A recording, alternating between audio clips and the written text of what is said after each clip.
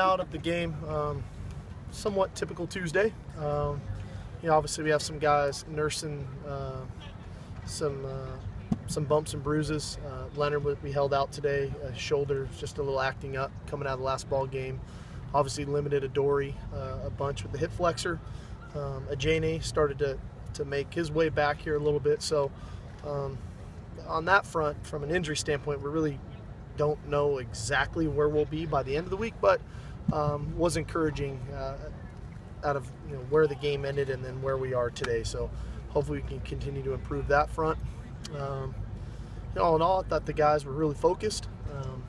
What I was impressed with as much as anything is the guys that didn't play Saturday really came out and were competitive and pushed the guys that had played a lot, and that's what's needed. We're obviously still a little fatigued, a little sore. It was a long trip, physical game, a lot of plays. So we have to do a really good job of managing the guys, getting them back by the end of the week. Is John Platenberg making a push to start? Yes. Is he going to start at this point, or is that still open? Well, we're still evaluating him, but he played well enough to warrant consideration for that. With the late rally from Arizona, you come out on top. Is that something you can build a lot on from a learning perspective? Well, I think we have to learn from the last few weeks in general, just about I talked about this last night, the last 7-8 minutes of the game. I think philosophically how we attack the game offensively and defensively, I think we really need to remain a little bit more aggressive, quite honestly.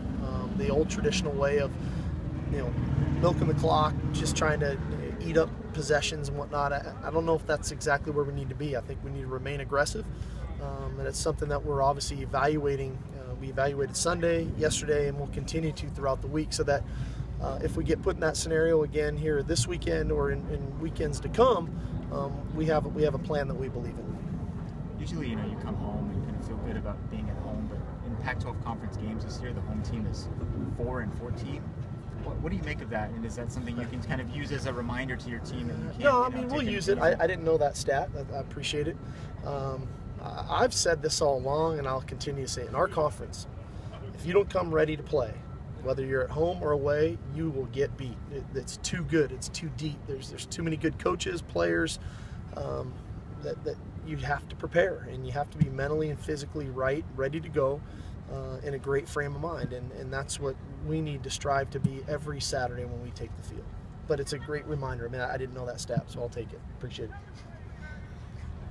How would you describe the type of up and down season it's been so far? I don't feel like it's really been that way. I feel bad that we lost the Arizona State game at the end the way we did, but quite honestly, we played a really good game, and it's unfortunate Boston College game went the way it did, but beyond that, we played a poor 5 minutes against Arizona State, and I feel bad because that has kind of overshadowed how we played the rest of the game. So I really feel like we're making progress. I feel like we're getting better, which is exactly where you like to be halfway through the year. I think our young O-line is really improving. I think our runner's getting better. We obviously need to improve our ability to throw the ball down the field. I'd like to continue to develop our young DBs, which got a lot of reps last week. And continue to find ways to pressure the quarterback, which I thought we were improving upon. So I think we're getting better. I don't really feel like we're taking steps backwards necessarily. I think we're getting better every week that we take the field.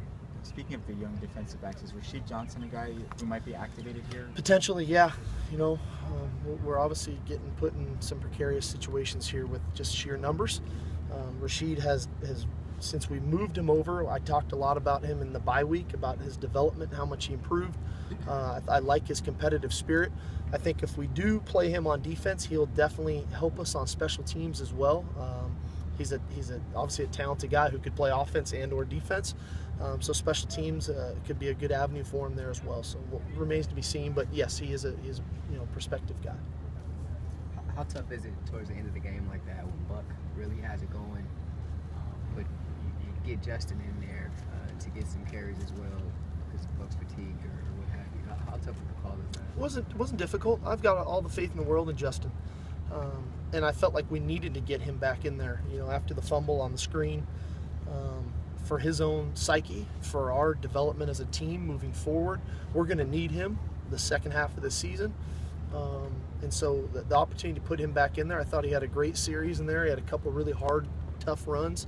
It was good for Buck to get a little bit of a rest. I thought Buck was a little bit fatigued on the one touchdown late in the game, and he needed some time off. So all in all, it was a great opportunity to do what we did, and I thought it worked out great. You heard back from the conference about any of those? Not yet. Questions. Not yet. Hopefully, when does that usually happen? Probably this afternoon, so I'll let you guys know whenever we get something back.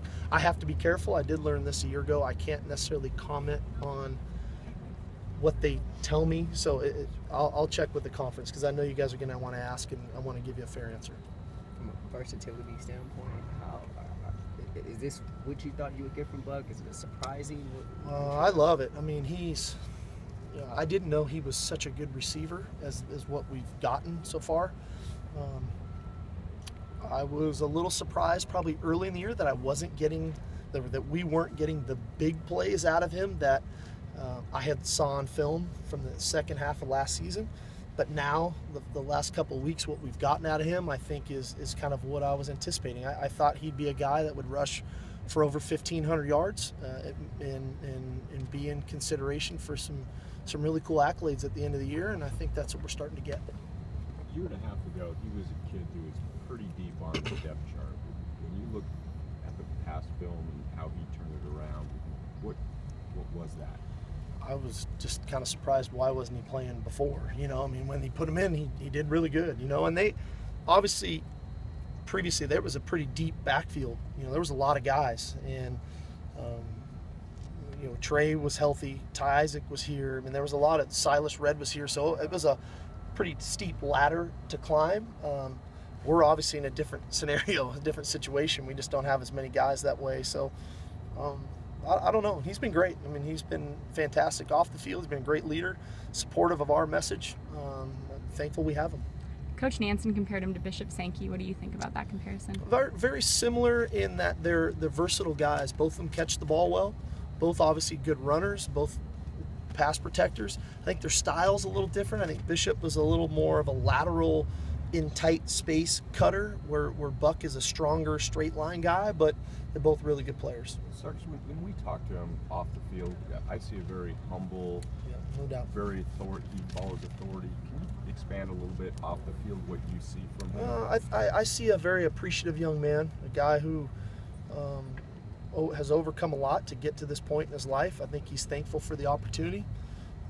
He's worked extremely hard in the classroom, on the football field. He's going to earn his degree. He's playing great football, and I think he's just thankful for the opportunity. He's a really humble guy. You've challenged the running backs and the defensive line the last 2 weeks, and they've really responded. Is there something you're focusing on this week? Yeah, we need to continue to fight for explosive plays. We have to keep pushing the envelope. You probably saw it today. We're throwing the ball down the field. That'll make us a better team. That'll make us more difficult to defend. And then I got to keep pushing this young secondary and their confidence, because they're talented guys, but we have to play with confidence. You can't just align right and say, okay, everything's great. You have to go make the play, and so we'll keep pushing those guys. Where does George Farmer fit into that, explosive plays and stretching the field? He's in the mix. We called a couple shots for him the other night. The coverage didn't give us exactly what we were looking for him to make the play down the field, but George is in the mix. We played with 5 scholarship receivers the other night, so you get plenty of chances. Do one more. There were 4 snaps maybe that were kind of high from Max. It was something we hadn't seen since maybe training camp. Do you know what was going on there? Yeah, we used a different cadence because of the crowd noise the other night. If you noticed, Cody was clapping his hands. That was really our indicator to snap the ball. And just, I think, a bit of a growing pain for Max in the transition to going, I don't want to call it a silent count, but a different cadence. And sometimes, that can manipulate the way the ball comes up and you snap it. But we'll work on it. We've come a long way since spring ball when the balls were flying everywhere. So we've come a long way, but we'll continue to work on it.